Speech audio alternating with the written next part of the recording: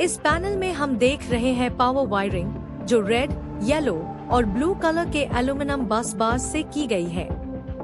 ये 3 phase supply है। नीचे जो हैवी वायर्स कनेक्ट है वो इनकमिंग और आउटगोइंग सप्लाई के लिए उसे होते हैं। हर एक एमसीबी या एमसीसीबी के थ्रू पावर को कंट्रोल किया जाता है। कंट्रोल वायरिंग के लिए हम देख सकते हैं साइड में थिन व्हाइट वायर्स, जो रिलेज, इंडिकेटर्स और सेलेक्टर स्विचेस से कनेक्टेड है।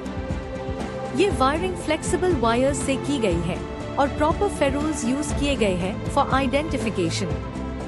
सभी वायर्स नीटली केबल टाई के थ्रू अरेंज्ड है और दिन rail mounted components standard panel wiring practice को फॉलो करते हैं। फ्रंट डोर पे जो सेलेक्टर स्विचेस और पुश बटन्स है, उनके पीछे से कंट्रोल वायरिंग अंदर के रिलेस और कॉन्टैक्टर्स तक जाती है।